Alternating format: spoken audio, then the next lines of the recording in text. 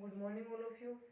BSc final में physical chemistry की unit 5 start करेंगे आज से। सॉल्यूशन हिंदी में बोलेंगे इसको विलियन।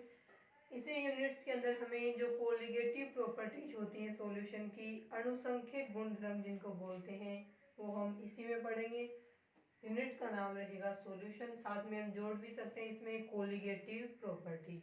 ठीक है, देखिए सबसे पहले हम इसमें पढ़ेंगे सॉल्यूशन की डेफिनेशन कि सॉल्यूशन, जिसे हम हिंदी में क्या बोलेंगे, विलियन, होता क्या है। तो विलियन क्या होता है, एक होमोजेनस मिक्सचर होता है। होमोजेनस मिक्सचर को हिंदी में बोलेंगे हम समांगी मिश्रण। होमोजेनस मिक्सचर को क्या बोलेंगे, समांगी मिश्रण। होता क्या है ये, तो इसमें क्या आएगा कि समांगी मिश्रण में क्या आ जाएगा कि दो या दो से अधिक अवयवों से, वैसे हम दो का ही नाम लेते हैं या फिर दो से ज्यादा भी हो सकते हैं किसी विलियन में, दो या दो से अधिक पदार्थों से मिलके बनने वाला होमोजेनस मिक्सचर या समांगी मिश्रण है, वो क्या कहलाता है, सॉल्यूशन या विलियन कहलाता है। दो या दो से अधिक अवयवों या पदार्थों या यौगिकों से मिलकर बनने वाला समांगी मिश्रण या होमोजेनस मिक्सचर है, वो विलियन के नाम से जाना जाता है। अब ये जो पदार्थ बोल रहे हैं, यौगिक बोल रहे हैं, अवयव बोल रहे हैं, वो लिक्विड स्टेट में भी हो सकते हैं। वैसे विलियन को हम क्या मानते हैं कि जो सॉल्यूशन बनेगा विलियन, उसकी फिजिकल स्टेट है वो लिक्विड में होनी चाहिए। यानी विलियन कैसा होता है, द्रव होता है। ठीक है, इसमें जो दो तीन अवयव मिलाए हैं वो हो सकता है कोई एक जो विलय मिलाया गया है वो हो सकता है सॉलिड स्टेट में हो, लेकिन जो फाइनल सॉल्यूशन बनेगा उस फाइनल सॉल्यूशन की जो फिजिकल स्टेट आएगी वो हम जनरली ये मानते हैं कि वो कौन सी स्टेट होगी, लिक्विड स्टेट में होता है। कौन सी स्टेट में रहेगा, लिक्विड स्टेट में। ठीक है, तो सॉल्यूशन की डेफिनेशन एक बार फिर से देखें कि दो या दो से अधिक अवयवों, पदार्थों या यौगिकों से बनने वाला समांगी मिश्रण विलियन कहलाता है। ठीक है, उसके बाद में देखें नेक्स्ट विलियन के बाद में। अब विलियन के कई प्रकार का हो सकता है विलियन, जैसे सबसे पहले हम इसको बोले टाइप ऑफ सॉल्यूशन में binary solution. Binary solution, binary solution वह होगा जो कि दो अवयवों से मिलकर बने होगा। ये जो मिश्रण होता है होमोजेनियस मिक्सचर, वो यदि केवल दो ही यौगिकों का हो या दो ही पदार्थों का हो तो उसे हम क्या बोलेंगे, बाइनरी सॉल्यूशन कहेंगे। तो बाइनरी सॉल्यूशन कौन सा सॉल्यूशन कहलाएगा, वह सॉल्यूशन जो दो पदार्थों से, यानी जिसके अंदर कितने कॉन्स्टिट्यूंट प्रेजेंट हो, कितने अवयव प्रेजेंट हो, दो अवयव प्रेजेंट हो, वो क्या कहलाएगा, बाइनरी सॉल्यूशन, जिसे हिंदी में कहेंगे हम द्विअंगी विलयन। ठीक है, सेकंड सॉल्यूशन हो जाएगा इसमें टर्नरी सॉल्यूशन। टर्नरी सॉल्यूशन को हम हिंदी में बोलेंगे त्रिअंगी विलयन। त्रिअंगी विलयन का मतलब क्या होगा कि वह विलयन जो, जिस विलयन में तीन घटक प्रेजेंट हो या तीन यौगिक पदार्थ हो या फिर किन्हीं भी तीन चीजों से मिलकर बना हुआ हो, वो क्या होगा, टर्नरी या त्रिअंगी विलयन कहलाएगा। उसके बाद में नेक्स्ट देखें, यदि हम इसको इस प्रकार से लिखें टेट्रानरी सॉल्यूशन। टेट्रानरी सॉल्यूशन को हम हिंदी में बोलेंगे चतुरंगी सॉल्यूशन। चतुरंगी सॉल्यूशन का मतलब, जिस आप शुरू वाले देखो, बाई का मतलब दो, ट्राई का मतलब क्या होता है, सॉरी ट्राइनरी बोलेंगे इसको, ट्राइनरी, ट्राई का मतलब तीन, टेट्रा का मतलब चार। जैसा इनके नाम में लिखा हुआ है उतने ही कॉन्स्टिट्यूंट या उतने ही पदार्थ यौगिकों से मिलकर के ये बने हुए होते हैं। तो सॉल्यूशन तीन प्रकार के हो गए आपके, द्विअंगी विलयन, त्रिअंगी विलयन और चतुरंगी विलयन। इन इंग्लिश में बोले तो बाइनरी सॉल्यूशन, ट्राइनरी सॉल्यूशन और टेट्रानरी सॉल्यूशन। तो होगी सॉल्यूशन की डेफिनेशन, और सॉल्यूशन में कितने प्रेजेंट है, कितने अवयव प्रेजेंट है, उसी के बेस पे सॉल्यूशन है वो तीन चार प्रकार के हो गए। ये हो जाएंगे यहाँ पे सॉल्यूशन के टाइप। अब सॉल्यूशन में, सॉल्यूशन का कंपोजिशन देखेंगे, सॉल्यूशन में जो मेन कंपोनेंट प्रेजेंट होते हैं वो कौन से रहेंगे। तो हम इसके लिए क्या बोलेंगे, सॉल्यूशन या विलयन है वो टू कंपोनेंट से मिलके बना हुआ होता है। कंपोनेंट्स को हम क्या बोल देंगे, घटक बोल देंगे। तो कोई भी विलयन है वो दो कंपोनेंट से मिलके बना हुआ होता है। उन दो कंपोनेंट्स के नाम में क्या रहेंगे, पहला तो रहेगा सोलवेंट यानी विलायक, और दूसरा रहेगा सोल्यूट। तो सोल्यूट को हम हिंदी में क्या बोलेंगे, विलेय कह देंगे, और सोलवेंट को हिंदी में क्या बोला जाता है, विलायक कहा जाता है। तो कोई भी विलयन हो जाए, वो विलयन कितने कितने कंपोनेंट से मिलके बना होगा, कम से कम उसमें दो कंपोनेंट्स होंगे, उसमें से एक कंपोनेंट्स क्या होगा, सोलवेंट विलायक कहलाएगा, दूसरा सोल्यूट या विलेय कहलाएगा। यदि जो सॉल्यूशन है वो तीन कंपोनेंट से मिलके बना, यानी सॉल्यूशन के अंदर तीन कॉन्स्टिट्यूंट है, तीन अवयवों से मिलके बना हो, तो उसमें से सोलवेंट तो एक ही रहेगा, बचे हुए दो हैं वो किस में आएंगे, सोल्यूट में।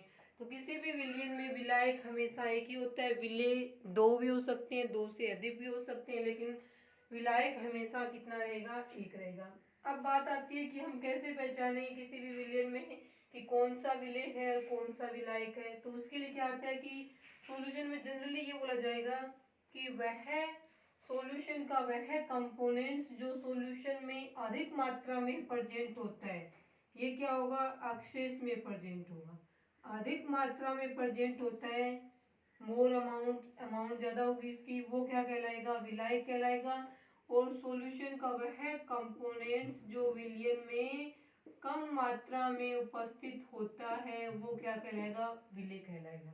सबसे पहले तो नॉर्मल यही बोलेंगे कि विलयन में वह कंपोनेंट जो अधिक मात्रा में या अक्सेस में प्रेजेंट होता है वह विलायक कहलाएगा, और वह कंपोनेंट या घटक जो सॉल्यूशन या विलयन में कम मात्रा में उपस्थित होता है वो क्या कहलाएगा, विलेय कहलाएगा। एक डेफिनेशन दे दी दोनों की हमने।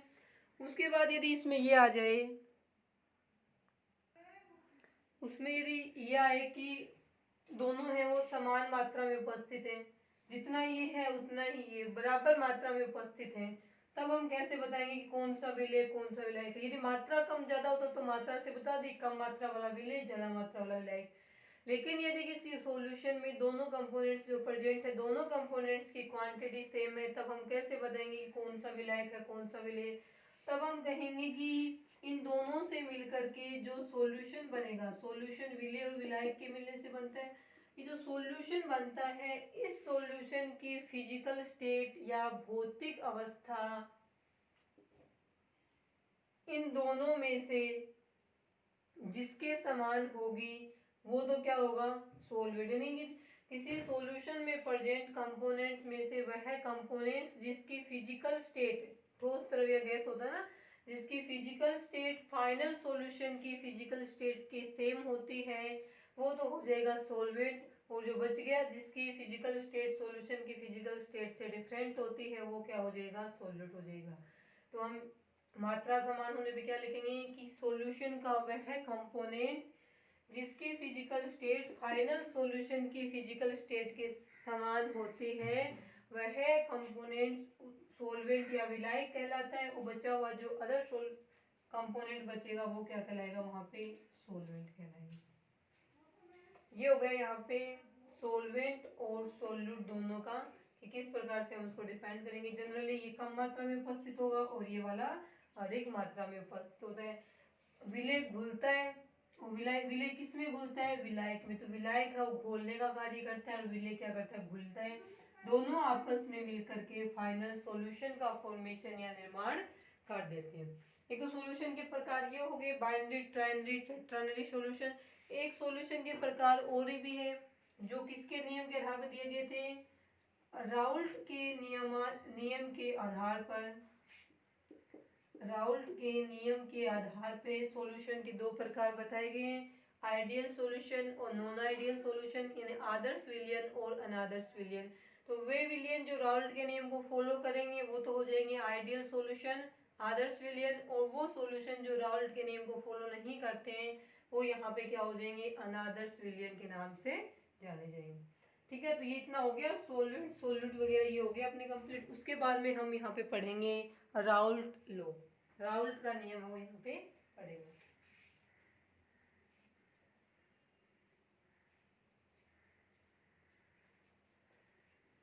तो देखें नेक्स्ट,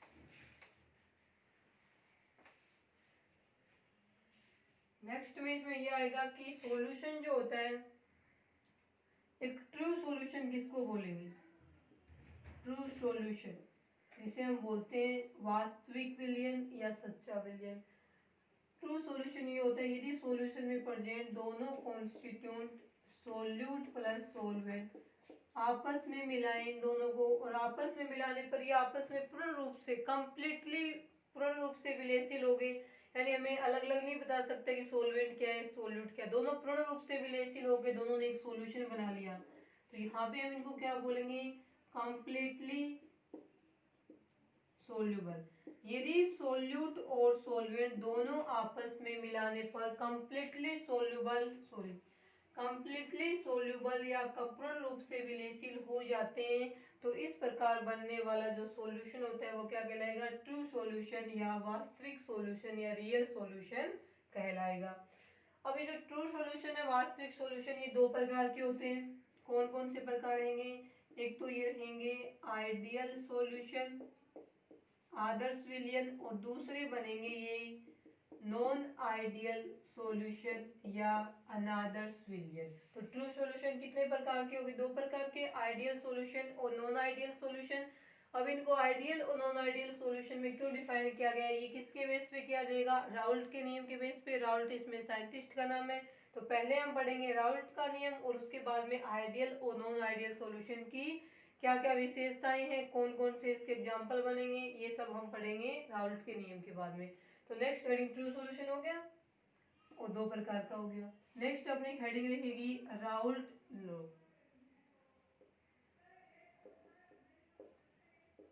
राउल्ट इसमें साइंटिस्ट का नाम है, तो लिखिए नेक्स्ट हेडिंग राउल्ट का नियम।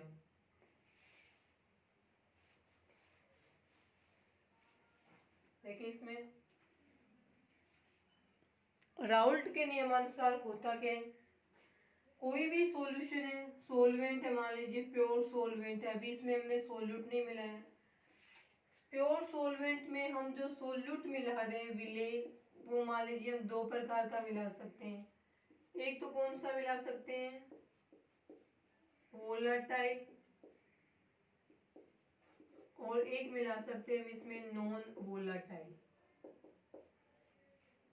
ठीक है, वोलेटाइल का मतलब क्या है, हिंदी में हम इसको बोलेंगे वाष्पशील, जिसकी वाष्प बनती हो। नॉन वोलेटाइल का मतलब हो जाएगा अवाष्पशील। तो विलेय हो सकता है वाष्पशील हो सकता है विलेय क्या हो, अवाष्पशील हो। इसी के बेस पे राउल्ट का नियम है वो बताया जाएगा। अब देखिए पहले केस में हमने क्या किया कि सोलवेंट था विलायक, केस नंबर फर्स्ट में सोलवेंट जो विलायक था उसमें हमने जो सोल्यूट मिलाया है वो सोल्यूट कौन सा मिलाया, हमने वोलाटाइल मिला दिया, वाष्पशील, यानी इसकी वाष्प बनती, दोनों आपस में मिलाने के बाद में क्या बन गया, सॉल्यूशन बन गया। ठीक है, सॉल्यूशन बन गया इसका। अब क्या है कि इसको गर्म करेंगे हम, पहले जब इसको गर्म कर रहे थे हम सोलवेंट को, अकेले सोलवेंट को गर्म कर रहे थे, तो सोलवेंट यहाँ पे प्रेजेंट था, लिक्विड स्टेट में था, गर्म किया तो इसके क्या बन गई, वेपर बन गई, वाष्प बन गई। वो वाष्प यहाँ पे इकट्ठी होगी, वाष्प मॉलिक्यूल। कुछ समय बाद साम्यावस्था में क्या होता है कि जितने यहाँ पे लिक्विड के मॉलिक्यूल वाष्प बनाते हैं, वाष्प उतने ही कंडेंसेशन या संघनित होकर वापस द्रव में चेंज होती है। तो साम्यावस्था या इक्विलिब्रियम पर इस लिक्विड की वाष्प बनाने की दर यानी रेट, और वाष्प अणु से वापस लिक्विड बनने की रेट यानी वेपोराइजेशन और कंडेंसेशन दोनों रिएक्शन की रेट इक्वल हो जाती है। उस कंडीशन में ये जो यहाँ वेपर अणु होते हैं उनके द्वारा द्रव की सतह पे लगने वाला दाब है वो क्या कहलाता है, वेपर प्रेशर के नाम से जाना जाता है। ठीक है, और प्योर सोलवेंट का जो वेपर प्रेशर होता है उसको हम पी नोट से प्रदर्शित करते हैं। अब मान लीजिए इसके अंदर हमने सोल्यूट मिला लिया, वो कैसा है, वाष्पशील है, उसकी भी वाष्प बनती है, दोनों आपस में मिलकर ये बन गया सॉल्यूशन। इस सॉल्यूशन में भी क्या होगा, इसमें हमने कर दिया सॉल्यूशन, इसके अंदर सोल्यूट और सोलवेंट दोनों प्रेजेंट, दोनों की वाष्प बनती है। तो यहाँ पे वैसे ही होगा सेम, साम्यावस्था में यहाँ पे वाष्प बन रही है, उसके द्वारा लगाए जाने वाला वाष्प दाब पीएस से लिख देंगे क्योंकि पूरे सॉल्यूशन का वाष्प दाब है ये। तो अब देखें इस कंडीशन में पूरे सॉल्यूशन का वाष्प दाब पीएस, सोलवेंट के वाष्प दाब और सोल्यूट के वाष्प दाब, सोल्यूट में भी ऐसा ही था ना, गर्म किया वही बनेगा, इनके वाष्प के अणुओं द्वारा भी द्रव की सतह पर लगने वाला दाब वाष्प दाब है। तो इस सॉल्यूशन का कुल वाष्प दाब विलेय और विलायक के वाष्प दाब के क्या रहेगा, योग के बराबर रहेगा। तो पी नोट वाष्प दाब इसका हो जाएगा और पी हम लिख देंगे किसका, सोल्यूट का वाष्प दाब। ये तो कब होगी कंडीशन, जब किसी शुद्ध विलायक में किसी वाष्पशील विलेय को मिलाया जाता है। अब मान लीजिए हम दूसरा केस बनाते हैं। दूसरे केस में हम इस वोलाटाइल किसके क्या करेंगे, नॉन वोलाटाइल ले लिया हमने, जो सोल्यूट लिया है वो नॉन वोलाटाइल होगा। नॉन वोलाटाइल का मतलब उससे वाष्प नहीं बनती, वाष्प नहीं बनेगी तो उसके मॉलिक्यूल्स में ये वेपर प्रेशर वाली क्रिया नहीं होगी। इस सॉल्वेंट में तो सेम यही कंडीशन होगी। अब इस सोल्यूट को हमने इस सॉल्वेंट में मिला दिया, तो सॉल्वेंट में मिलाने पे क्या होगा देखें, तो इस प्रकार से जो सॉल्यूशन बनेगा, सॉल्यूशन बन गया। इस सॉल्यूशन का जो वेपर प्रेशर रहेगा पीएस, वो इस इक्वेशन से शो नहीं करेंगे, क्योंकि इसका तो क्या हो रहा है, सोल्यूट तो नॉन वोलेटाइल है, उसके तो गर्म करने पे कोई वाष्प नहीं बन रही, वाष्प नहीं बने तो इसका वेपर प्रेशर भी कुछ नहीं होगा, सिर्फ इसी का वेपर प्रेशर होगा। अब मिला दिया हमने इसमें सोल्यूट, सोल्यूट भी हमें बीच बीच में आ जाएगा किसी जगह पे, इसमें तो देखो प्योर सोलवेंट है, इसमें क्या आ गया बीच बीच में सोलवेंट के मॉलिक्यूल में सोल्यूट के मॉलिक्यूल भी आ गए। अब ये सोल्यूट के मॉलिक्यूल खुद तो वाष्प बनाते नहीं है गर्म करने पे, क्योंकि नॉन वोलेटाइल है ये सोल्यूट। अब ये जो सोलवेंट था विलायक, उसके मॉलिक्यूल की वाष्प बनने से भी ये रोकते हैं कुछ मात्रा में, क्योंकि ये स्टेप पे प्रेजेंट हो गए ना, सरफेस पे प्रेजेंट है, तो इसको गर्म करने पर ये कुछ सोलवेंट मॉलिक्यूल को भी वाष्प बनाने से रोक देते हैं।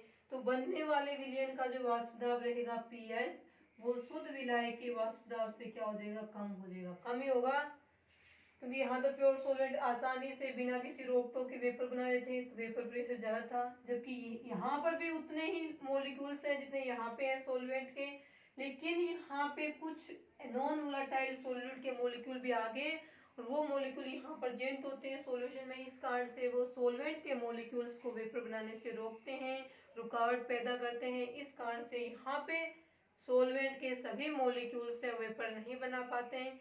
तो इस प्रकार बनने वाले सॉल्यूशन का vapour pressure PS pure solvent के वेपर प्रेशर की तुलना में कुछ क्या हो जाता है, कम हो जाता है। किसके कारण से, नॉन वोलेटाइल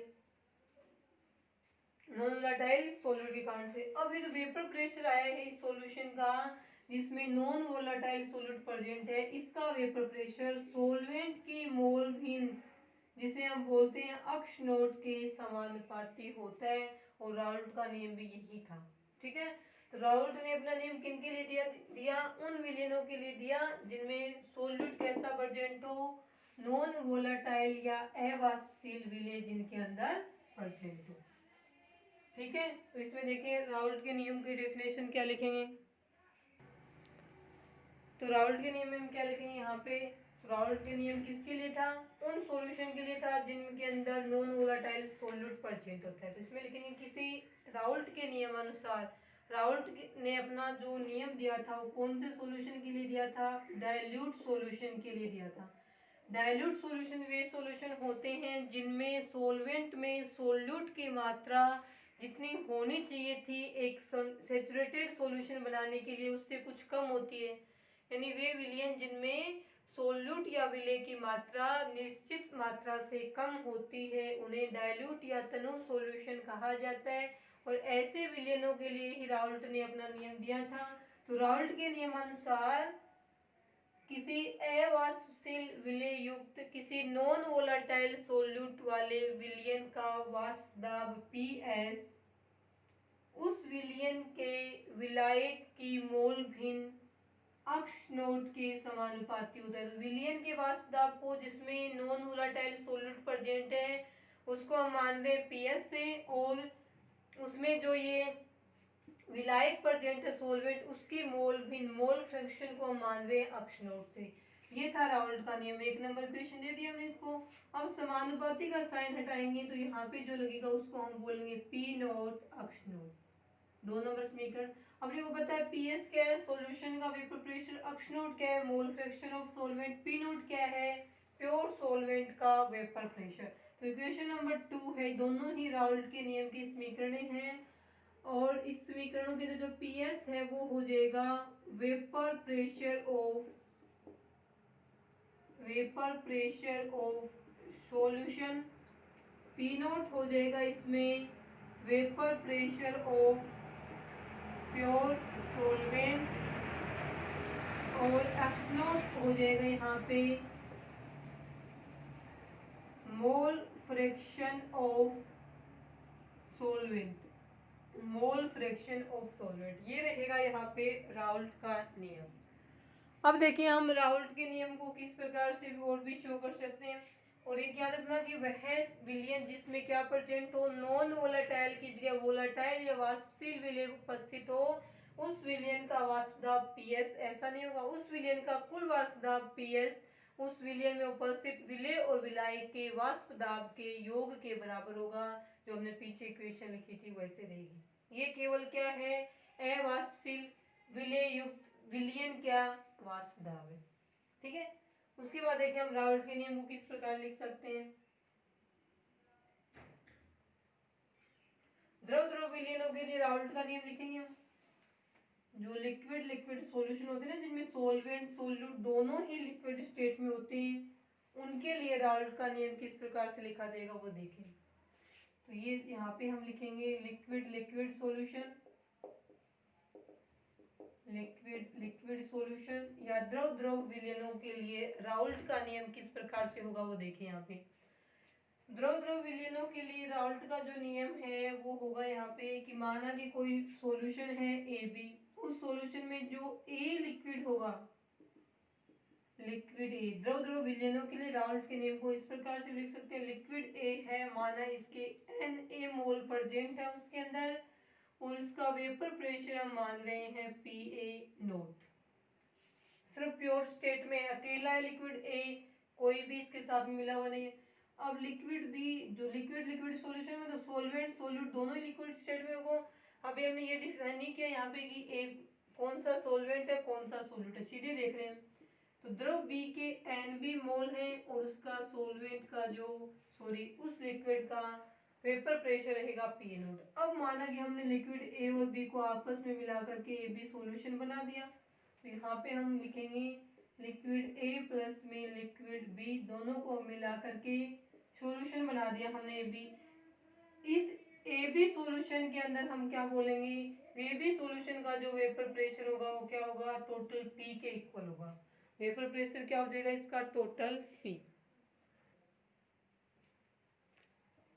ठीक है, अब ये सॉल्यूशन बन गया ए बी, इस सॉल्यूशन का टोटल तो क्या है पी है, टोटल सॉल्यूशन का जो तुम पीएस लिख देंगे यहाँ पे। लेकिन इस सॉल्यूशन बनने के बाद जो ए बी सॉल्यूशन का जो हम आंशिक दाब देखेंगे, आंशिक वाष्प दाब, तो इसका तो हो जाएगा पी ए और बी का क्या हो जाएगा पी बी। सॉल्यूशन बनने के बाद में प्योर स्टेट में तो पी ए नोट पी बी नोट रहेंगे, लेकिन सॉल्यूशन बनने के बाद में सॉल्यूशन में ए का जो डिफरेंशियल या आंशिक वाष्प दाब रहेगा वो रहेगा पी ए और इसका रहेगा पी बी।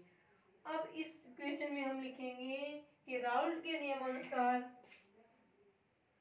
ए कॉन्स्टिट्यूट या ए लिक्विड का वाष्प दाब विलयन में पी ए किसके बराबर होगा, इसकी मोल भिन्न अक्ष ए और उसका वेपर प्रेशर पी ए नोट के बराबर। ये होता ना P S is equal to x nought और पी नोट ऐसे लिखा था हमने राउल्ट नियम, तो ये सही तो हो गया ना। सॉल्यूशन में ए का ये, प्योर स्टेट में ए का ये और ये हो जाएगी इसकी मोल भी, इसको हम लिख देंगे इक्वेशन नंबर 1 से। इसी प्रकार से बी कॉन्स्टिट्यूट वाला लिखें तो ये आ जाएगा P B is equal to x B P B nought, question number 2। अब अपने को बताए अक्स ए क्या है, यहाँ पे अक्स ए क्या है, मोल फ्रैक्शन ऑफ लिक्विड ए के मोल भी ने फॉर्मूला रहेगा अक्स ए का Na अपॉन में Na प्लस में Nb। मोल बिन को इसी प्रकार से लिखेंगे हम। इसी प्रकार से यहाँ पे अक्स बी क्या रहेगा, mole fraction of liquid B, इसका फॉर्मूला लिखेंगे अक्स बी, तो वो क्या हो जाएगा, फॉर्मूला रहेगा Nb अपॉन में Na प्लस में Nb। हो गया। अब टोटल जो सॉल्यूशन बन रहा है ए बी, इस विलयन का जो कुल वाष्प दाब है पी एस वो किसके बराबर होगा, P A plus P B के बराबर होगा। पी ए प्लस में पी बी, समीकरण नंबर 4, सॉरी समीकरण नंबर 3। अब हम लिखेंगे फ्रॉम इक्वेशन 1, 2 एंड 3। तो यहाँ पे हमें क्या करना है, इक्वेशन नंबर 1 और 2 से पी ए और पी बी की वैल्यू उठा करके इक्वेशन नंबर 3 में रखेंगे तो हमें सॉल्यूशन जो ए और बी लिक्विड से मिलके बना है उस सॉल्यूशन का टोटल वेपर प्रेशर पीएस आ जाएगा। तो ये अपने बनेगा x A P A naught plus में x B P B naught. ये बन जाएगी अपनी इक्वेशन नंबर 4। इक्वेशन नंबर 4 के द्वारा हम लिक्विड ए और बी से मिलके बनने वाले सॉल्यूशन का टोटल वेपर प्रेशर या कुल वाष्प दाब ज्ञात कर सकते हैं। अब हमें क्या करना है, समीकरण नंबर 4 से ग्राफ बनाना है। उस ग्राफ में एक साइड तो हमें रखनी है मोलविन अक्स ए और अक्स बी, और एक साइड में हमने अपने को रखने हैं पी ए और पी बी। ये जो वेपर प्रेशर है ना, सॉल्यूशन सॉरी सॉल्वेंट है, ये लिक्विड ए और बी के जो वेपर प्रेशर है पी ए और पी बी, उनको रख करके हमें यहाँ पे ग्राफ बनाना है। ठीक है, पी ए पी बी और अक्स ए और अक्स बी के खिलाफ हम एक ग्राफ बनाएंगे। देखिए क्या बनेगा ग्राफ।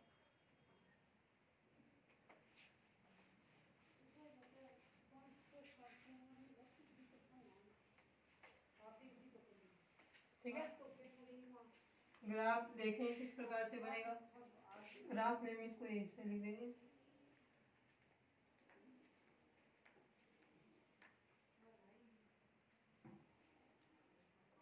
यहाँ पे हम लिख देंगे अक्स ए अक्स बी, अक्स ए ठीक है, पी ए इसे हम लिख देंगे पी बी से। ठीक है, यदि यहाँ पे हम इसके मूल बिन एक है, अक्स ए एक है तो अक्स बी 0 रहेगी, और यहाँ पे अक्स बी एक मान लेंगे तो ये क्या रहेगा 0। अब इनका जो ग्राफ है वो बनेगा आपके इस प्रकार से।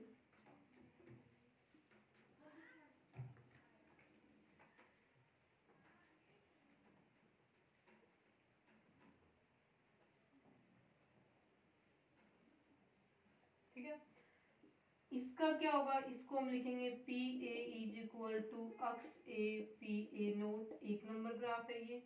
सेकेंड ग्राफ में पी बी की वैल्यू प्राप्त होगी जो कि x B P B nought के बराबर होगी। ये 2 नंबर ग्राफ है। ये तो वही हो गया ना जो अपने 1 नंबर 2 नंबर इक्वेशन लिखी थी। अब यदि इस पी ए और पी बी को जोड़ेंगे तो हमें जो ये 3 नंबर ग्राफ प्राप्त होगा, 3 नंबर स्ट्रेट लाइन प्राप्त होगी, वो हो जाएगी टोटल सॉल्यूशन की। टोटल सॉल्यूशन का वेपर प्रेशर और पी ए और पी बी इन दोनों के योग के बराबर होगा। ये बन गया। इस प्रकार से हमें ग्राफ प्राप्त हो जाते हैं। ठीक है, इस प्रकार से ये ग्राफ हमें प्राप्त हो गया। अब ये आएगा इसके अंदर आदर्श और अनादर्श विलयनों के लिए। तो यहाँ पे आएगा कि वे सॉल्यूशन जो राउल्ट के नियम को फॉलो करते हैं वो क्या कहलाएंगे, आदर्श विलयन। और उन विलयनों के लिए वेपर प्रेशर के मान है वो इस लाइन थर्ड पे, क्रव थर्ड पे, इस ग्राफ में क्रव थर्ड के ऊपर जिस विलयन के वेपर प्रेशर प्रेजेंट होंगे वो विलयन कैसा कहलाएगा, आइडियल सॉल्यूशन कहलाएगा। तो यहाँ पे हम इस ग्राफ के बाद में ये लिखेंगे कि वह सॉल्यूशन या ऐसा सॉल्यूशन जो राउल्ट के नियम का पालन करता है, उसे फॉलो करता है, वह आइडियल सॉल्यूशन या आदर्श विलयन कहलाता है। और ऐसे विलयन के वेपर प्रेशर या वाष्प दाब के मान इस ग्राफ में लाइन थर्ड पर स्थित होते हैं, कहीं ना कहीं मिल जाएंगे ऐसे सॉल्यूशन के लिए। उसके बाद में सेकंड ये आती है कि वे सॉल्यूशन जो राउल्ट के नियम का पालन नहीं करते हैं, उसे फॉलो नहीं करते हैं, उन्हें नॉन आइडियल सॉल्यूशन या अनादर्श विलयन कहा जाता है। और ऐसे विलयनों के वेपर प्रेशर के मान इस ग्राफ में इस लाइन थर्ड के ऊपर मिलेंगे, या तो यहाँ पे मिलेंगे या फिर मिलेंगे यहाँ पे। जबकि आइडियल वाले तो इसके ऊपर एग्जैक्ट ऊपर मिलेंगे, जबकि नॉन आइडियल सॉल्यूशन जो राउल्ट के नियम को फॉलो नहीं करते हैं, उन विलयनों के वेपर प्रेशर हैं वो इस ग्राफ में लाइन थर्ड के ऊपर या लाइन थर्ड के नीचे स्थित होते हैं। तो लाइन थर्ड के ऊपर मिलेंगे वो अलग प्रकार के अनादर्श विलयन होंगे, लाइन थर्ड के नीचे स्थित होंगे वो अलग प्रकार के अनादर्श विलयन होंगे। तो इससे हम क्या लिखेंगे कि अब आदर्श विलयन सॉरी अनादर्श विलयन भी 2 प्रकार के हो गए। एक तो वे हो गए जिनके वेपर प्रेशर के मान इस लाइन थर्ड से ऊपर स्थित होते हैं, और एक वे हो गई जिनके वेपर प्रेशर के मान इस लाइन थर्ड से नीचे स्थित होते हैं। तो एक तो हमें पढ़ना है आइडियल सॉल्यूशन, दूसरे में नॉन आइडियल सॉल्यूशन, और उसके साथ में नॉन आइडियल सॉल्यूशन के जो 2 पार्ट बन रहे हैं अपने यहाँ पे उसको हम बोलेंगे आगे चल के डेविएशन शो करते हैं राउल्ट के नियम से, पॉजिटिव डेविएशन शो करेंगे, नेगेटिव डेविएशन शो करेंगे। जिनके ऊपर पाए जाते हैं तो जिनके वेपर प्रेशर के मान इस लाइन से ऊपर रहेंगे वो तो क्या रहेंगे, पॉजिटिव डेविएशन शो करने वाले नॉन आइडियल सॉल्यूशन। वे सॉल्यूशन जिनके वेपर प्रेशर थर्ड लाइन से नीचे स्थित होते हैं उनको हम राउल्ट के नियम से नेगेटिव डेविएशन शो करने वाले नॉन आइडियल सॉल्यूशन कहेंगे। तो अपने को पढ़ना है 3 सॉल्यूशन, आइडियल सॉल्यूशन और 2 टाइप है नॉन आइडियल सॉल्यूशन के। तो इनके एग्जांपल्स वगैरह वो सब हम करेंगे कल की क्लास में। आज के लिए इतना ही।